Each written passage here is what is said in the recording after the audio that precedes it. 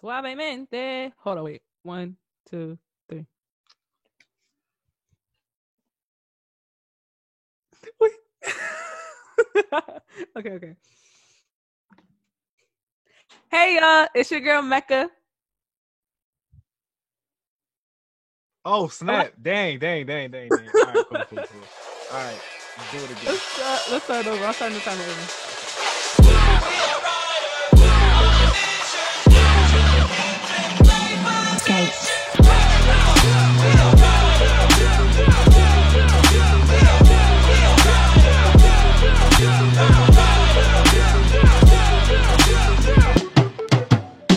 Hey, y'all, it's your girl Mecca. And what's good is Eli. And you're watching the Mecca and Eli podcast. How are you doing today? Yo, today was a pretty long day. I'm not gonna lie. I've been home for about just under an hour. I went to ShopRite so I could get a bottle of wine as well as some plátanos because Aldi's didn't have any last time, and I didn't trust Plátano papi. Let me stop. Yeah, so I wanted to go get some plátanos. And I got a couple of orders. They didn't have organic spaghetti sauce at Aldi's, and I'm very particular about what I put in my body. So I went to ShopRite, and it was a one bus ride trip, but it took a little longer than I expected though. But it's cool. Like I'm here. I made some bomb spaghetti. Like it was so good. And now we in this John. Okay. That's why y'all gotta watch out what y'all putting in the body, read the ingredients. Because they could say organic on the front, but they could be lying on the back. So, anyways. You gotta pay attention to the CDC label. Like if it has like a non-GMO John, then that's for real. Because I don't think that they can say organic if it's not really organic. Oh no, it's a thing that they can put whatever they want on the front of the label, on the front of the box. Wow, I'm sorry. Okay. So learn something new every day. How was your day? My day was actually pretty good. I stayed up all night. I didn't mean to, but it just happened. I stayed up all night because I don't know. I was just like creating a lot. I every time when I'm not doing something, I just like creating like little videos or like little edits on my phone and stuff. So that's what I like doing. Real quick, be careful with holding the wire. Hold like the middle, like bring your hand up, son. Yep, right there. Yeah, like okay, because you don't want to hold the wire. Yep. Go ahead though. Okay. What else did I do today? I have Disney Plus, so I was watching Thor. Before you called me, I was watching Thor: Dark World. Okay. I have a Zoom meeting call on Monday with the school administrator, and they went my side, a teenager side, on how I'm feeling about the pandemic. So it's gonna be cool. The person who's interviewing me has her own podcast, so I'm gonna be on that. Okay, so you're gonna be on the podcast. That is extremely dope. That's extremely dope. Do you feel like from us doing this podcast, you're getting used to talking and asking a lot of questioning and answering questions? Yeah, I always like talking a lot. I've been talking my whole entire life. I used to get in trouble in school for talking. Well, my teachers, they knew I was a good student, but I would just be rambling on with my friends. So one time I got like a 2 on my report card for like satisfactory because I would be talking in class. And my dad be like, oh, it's no surprise. Because if you meet my family, we can talk your head off. Like, it don't matter where we are. We can talk your head off. Excuse how about me, you? I had to take this water in. My bad. I actually wanted to ask you a question. So today I also noticed that my hair is extremely popping because I've been taking good care of it. Yes, that's hair care. Come on. I feel like during the quarantine, like probably like the first 2 weeks, I wasn't really taking care of it, and I didn't have any products that I needed. So I went out to get this organic product with like no chemicals, sulfate, parabens, so on and so forth, and it's like mango mixed with coconut oil, and it's mango. And it's specifically good for like thick and curly hair. But like that drew me to a question.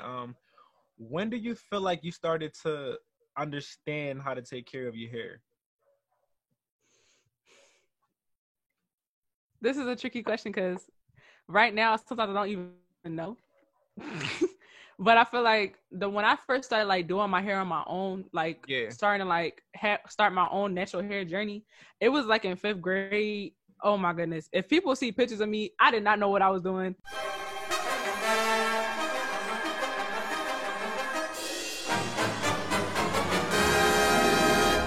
I think I would usually just like get some water or like not get some water. I would probably like wash my hair, then comb it out, and then like put anything in there. And I be looking at the products, but just because it says like moisture and like curly hair, that I just put it in. But over the time, I realized that I used to use Cantu. Cantu has sulfate in it, and it's not good for your hair because it dries it out. Yeah. So that wasn't good. So then I switched to using Shea Moisture, and it was way better for my hair. Like I use it every day, almost every day now, to condition it and stuff. And I also go to Yaden Cultural Solutions. It's in Philly, so y'all should go check it out. It's a really good store. They have all natural products. That's where y'all be getting me that hair care products.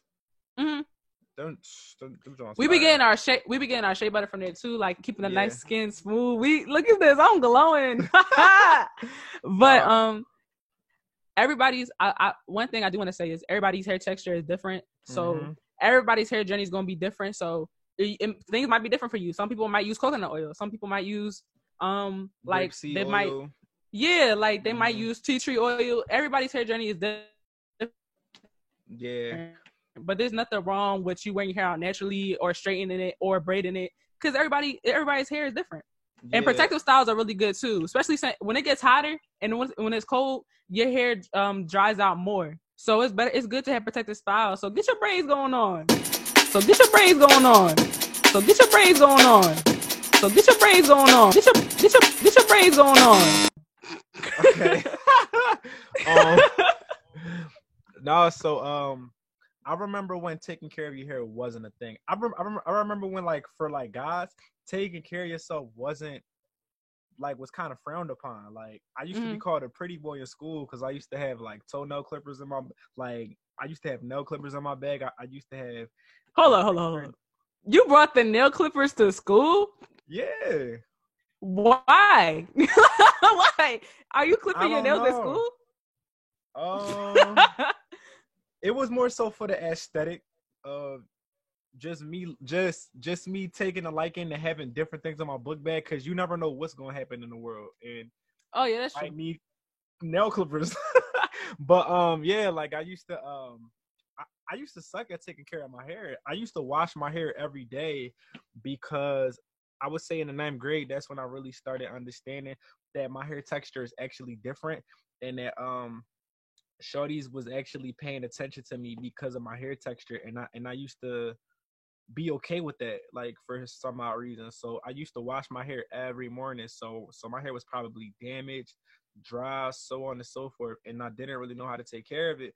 And my dad's side of the family is bald, and they start to go through baldness around like 20, and thank goodness for Black women and just being able to teach me how to take care of my hair, because I realized that a lot of men go through baldness because they don't sleep on satin pillowcases, and they don't take the time out to learn their hair. Everything, like, they don't even understand the dynamics of hair. Like, when I see kids on a sub that's in high school brushing their hair every 5 seconds so that they can get waves, I'm like, bruh, that's a bad John. Like,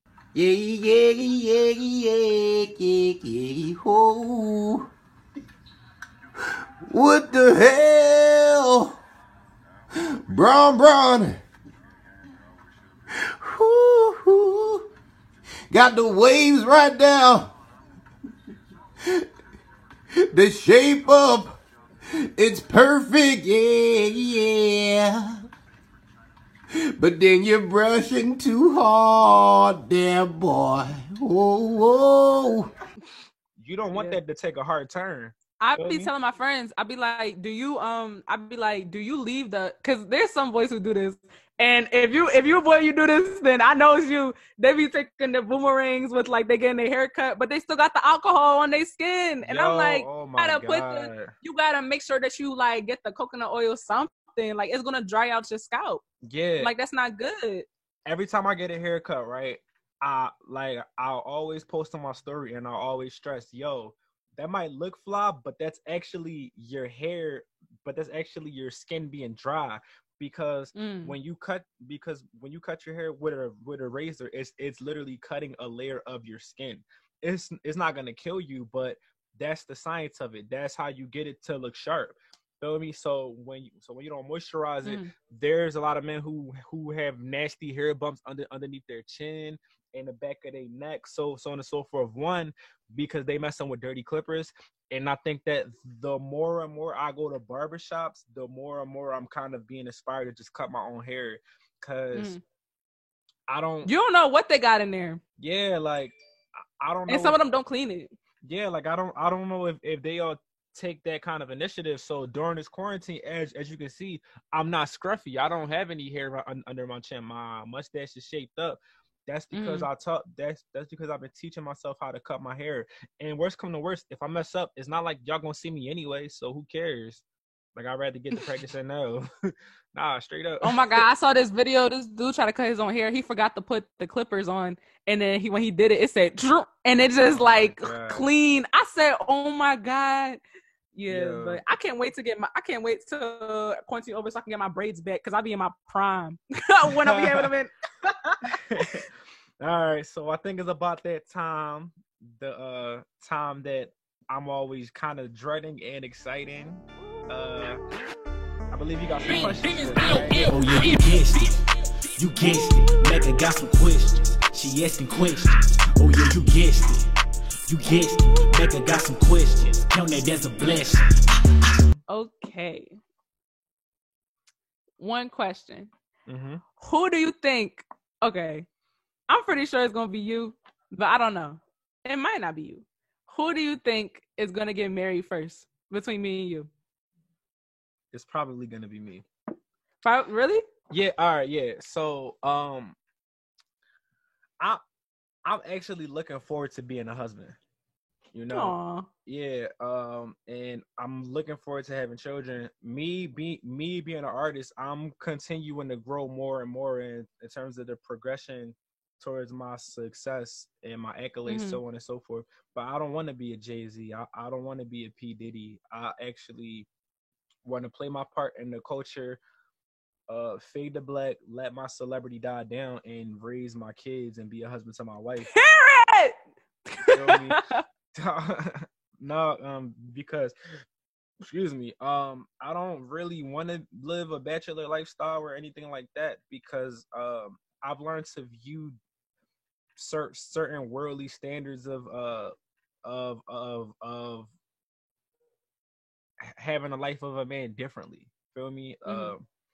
Yeah, so like there's just a bunch of things that I don't want to do as a man. Like, I don't want to be running through a bunch of chicks just doing whatever, because that's not really conducive to my growth, in my opinion.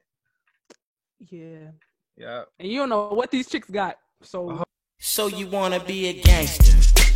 All that smoke any mother don't even trip. You be hard as hell. Take whatever. So I also feel the same way, because I was like, if I ever do become famous and I want to have kids, like, I'm gonna have my little final farewell. Like, I'll probably do like little the little movie roles here and there or something like that. But I'm gonna be off the grid and I'm gonna be with my kids. You know what I'm saying? And then when I see my kids, I'm gonna be like, their friends are gonna be like, "Oh my God, that's your mom." I'm gonna be like, "No, I'm just normal like the rest of y'all. Like, I'm chilling." Okay. But y'all want to see my Grammy though?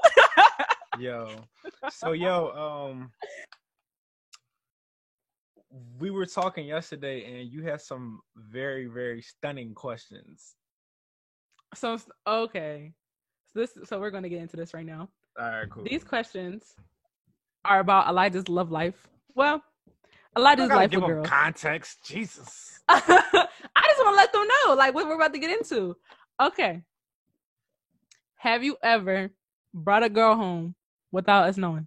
I thought it would be easier to answer this question. I'm not gonna lie. Yes, I have. Who is she? Who? First of all, wait a minute. Who was she? Was she from school? You don't know? Elijah, you just picked her up from the street? No. You brought a stranger to my home? Oh Let me my stop. gosh. No. There was actually more than one girl that got past the security operation of mommy's house. Wait a minute. I thought you were about to say there was more than one girl that was there. I was about to be like, oh my God. Yeah, I don't want to go that deep down the hill, but let's just stick to one, okay? Let's just stick to Okay, let's get into it then. All right. So yes, when I was in middle school, there was Hold up. Yeah, what's up? Middle school. Yes, oh my gosh. I thought you were in high school. All right. So, Middle school when? Like 7th, 8th grade? It was like eighth grade. That was the first time I brought a girl in the mommy's house. All right. So mom, I'm so sorry if you watching this. Like, I'm so sorry. But anyway, so in middle school, things were very out of pocket. Middle school, puberty, hormones, so on and so forth. I lived in an environment just like most men, where if you were still a virgin by the time you hit your preteen and teenage years, you were a misfit. You were pretty much the laughing stock of the school community, so on and so forth. So I was one of those kids who actually wanted to be a kid, and pretty much people who were the same age as me, people who were older than me, who I looked up to at the time,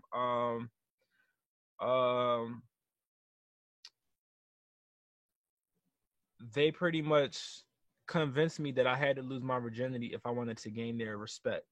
So they not your real friends. Oh yeah, facts. So me wanting to gain their respect, I decided that I wanted to sneak a girl into mom's house, and I actually didn't lose my virginity that time because, to be honest with you, I actually got scared because I was a 13-year-old kid and I didn't want to be doing anything like having sex. I just didn't. And it's crazy. Oh, Elijah. And it's crazy because as soon as I let her out the house, mommy walked in.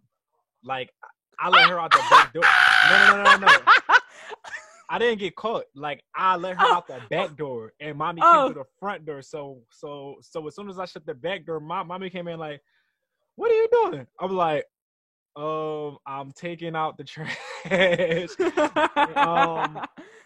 And the day after school, I lied and said that I did, and of course they went to go ask the girl, and for some reason the girl went along with the lie. Like, I don't know why she did that, but looking back on it though, it is very embarrassing to talk about, but it's important for me to talk to you about this as a brother, because unfortunately, especially within Black communities, that's the rites of passage when it comes to men. Like, oh, you gotta lose your virginity at a young age, you gotta hit this amount of shorties, so on and so forth, and if you do, then you that bull, and if you don't, back then they called you gay. They said that you was scared of having a sexual encounter. They made fun of you. They ridiculed you, so on and so forth. And what it did was it taught me to not look at y'all as women. It taught me to not look at y'all as my friend. Like, prior to that, holding a girl's hand alone was like everything to me. Kissing a girl on the lips for the first time, that was special for me. Why? Because that's an innocent form of affection for a 13-year-old, Yeah. And then it transitioned, and it kind of programmed me to look at women as objects of my desire.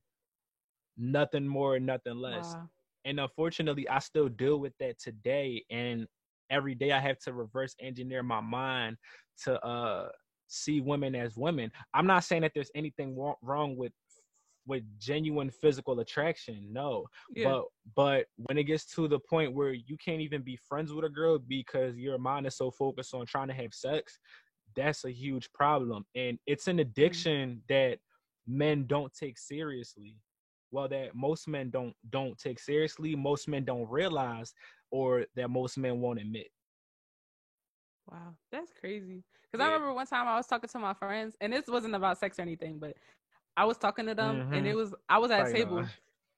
Uh, Go ahead. I was talking to them, and it was like 3 boys, I think, and like 1 girl, and we was all talking. And I asked them, I said, about like the whole thing with like boys having feelings, like them like expressing that they're feeling sad or that they're upset. Yeah. And then, but is it? I asked them, I said, so when y'all be upset, like what happens? And they be like, I think one of them was like, oh, my pops be like get over it or whatever. I was like, well, so they don't talk to you about you don't talk about your feelings? They were like, no. And I was like, and then I was like, I think I already knew, but in my head it's like, dang, boys don't talk about their feelings, and they're not allowed to.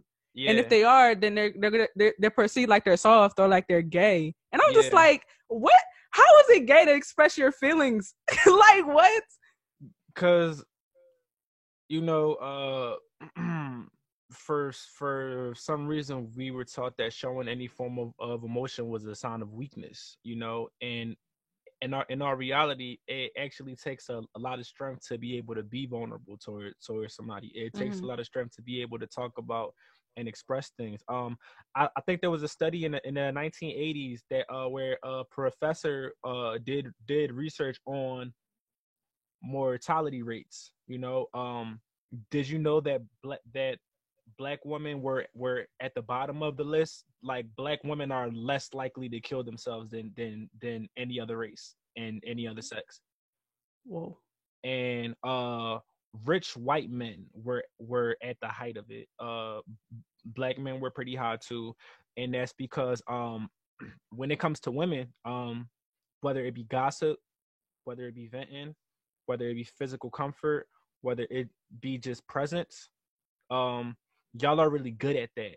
Y'all have developed the culture of being able to talk about or talk through your issues. Men haven't. And as a big brother, it's important for me to let you know, God forbid, I would never want this to happen to you, but if you get cheated on by a man that you really care about and you're a good woman, I don't ever want you to look at the situation and think that it was your fault. I want you to understand that as men, and this isn't any justification of cheating or anything like that. As men, when it comes to sex, when it comes to doing drugs, so on and so forth, it's a plethora of things that we do, whether it be work, the gym. We are gonna find something where we're gonna use to be able to release anything that we're feeling. Unfortunately, with men, there isn't a cult. There is. It's starting to become a thing now, but we're still very behind in the culture of showing genuine affection towards each other. Crying on each other's shoulders, being honest about a woman, about actually feeling hurt about a woman, feeling like we love a woman, feeling like we love each other, so on and so forth. We're taught to bottle our emotions. So when you constantly bottle your emotions and that kind of kills your sense of worth. And unfortunately, when it comes to women, sometimes men look to women to fill voids that they have in themselves. That's why when it comes to a man, like I don't know if you've ever come across a boy that's in school, like, yeah, I don't like shorty, her butt flat and her stomach is big. Meanwhile, boy don't take care of his teeth. Boy don't exercise. Boy is chubbier than the girl that he coming at, right? Oh my God. Yeah, that's learned behavior, especially within the men. I can only speak on men because I'm a man.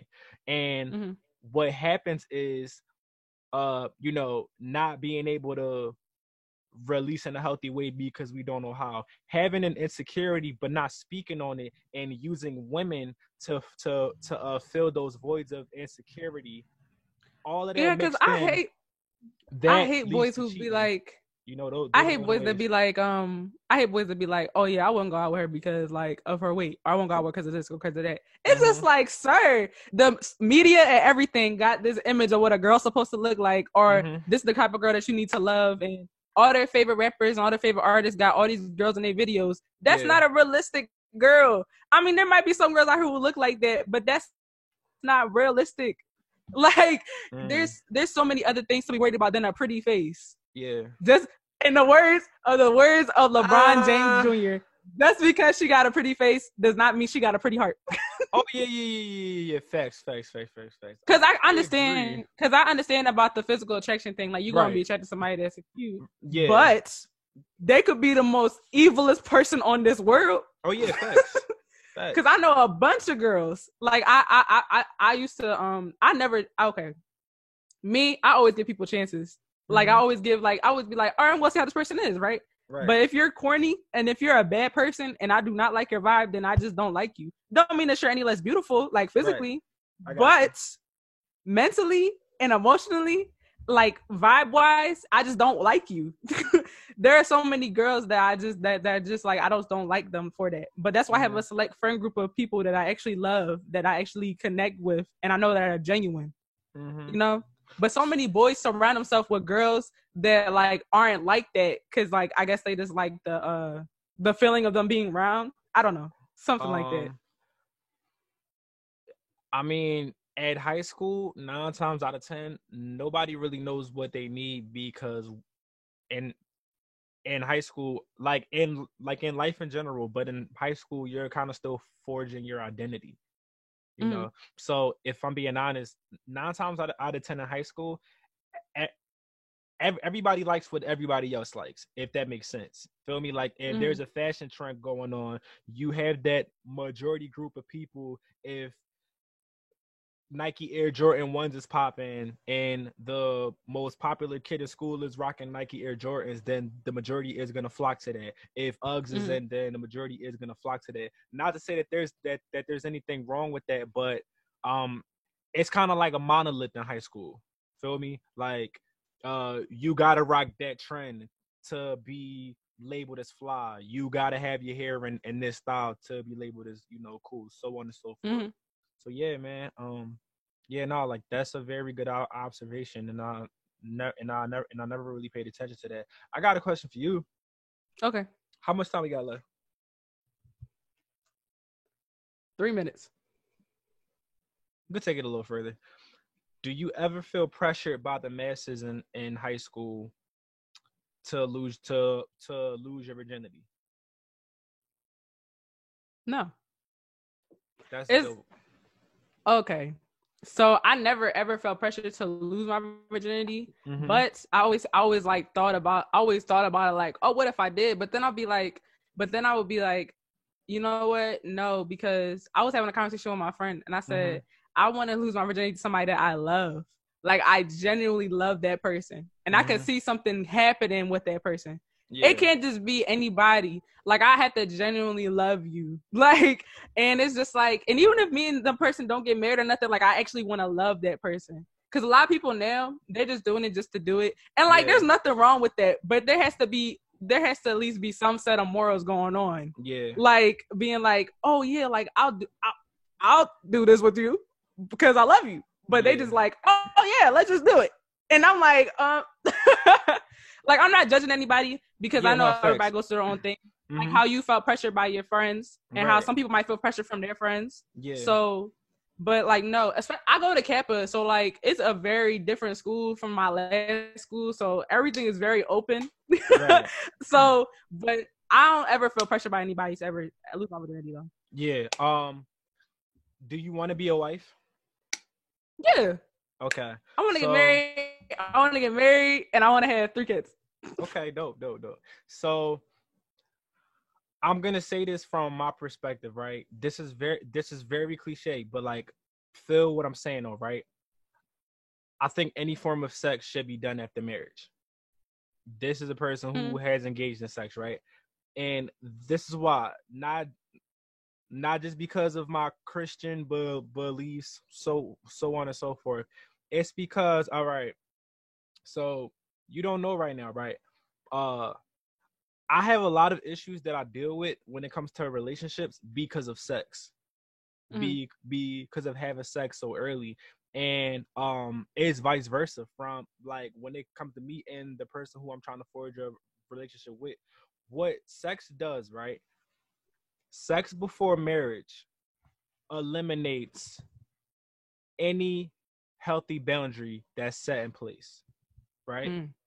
And many aren't going to agree with this, but this is just my perspective and my opinion, right? When it comes to a relationship, right, there are so many blurred lines nowadays. And I think that one of the reasons is because of sex, you know? Like when it comes to forging a relationship, what's the first thing that you do prior to making the person your boyfriend? Make them your friend. Make them your friend, right? And what goes on is we kind of jump the gun as a culture, you know, like we go from friends to like now, you know, not only let's have sex, but like now that leads to major life decisions such as let's move in together, let's splurge our relationship all over social media, so on and so forth, right? But in our reality, there is no security that's behind any of that, and marriage is that security because marriage is a covenant, you know, till death do us part. And I think that when it comes to sex, there are so many variables that can occur when it comes to doing that before marriage. And I've seen a lot of relationships crumble. My relationships have crumbled. I've had women who I was really cool with on the platonic level, and as soon as we crossed that boundary, we kind of fell off, you know. Like like same thing when it came to certain relationships that I had. The reason why is because when you're going at a good pace, when it comes to relationships, sex can really throw that off because it's kind of like, oh, like I've already seen you with your clothes off. So it's like, why do we gotta revert back to let's get like to let's be friends? I'm not saying that that's not possible, but it's very hard. And another thing, because there is no one answer that I can give for this, right? Put this in a perspective, right? Let's imagine an adult encounter like sex as what's your favorite fast food restaurant? Wait. Okay. Trust me. Wendy's. Okay. All right. So you remember what it was like to have your first Wendy's burger, right? I don't eat Wendy's burgers. Well, just hypothetically.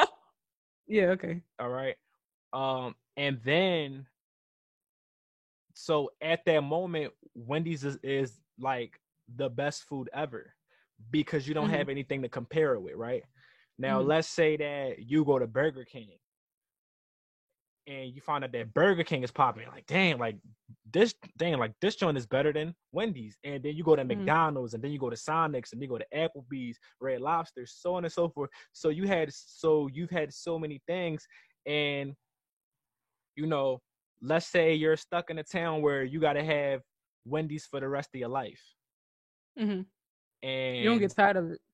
Yeah, because you know what Wendy's is like. Feel me? I mean, sorry, you know what Red Lobster is like. You know what Applebee's is like. Sex before marriage is basically like that.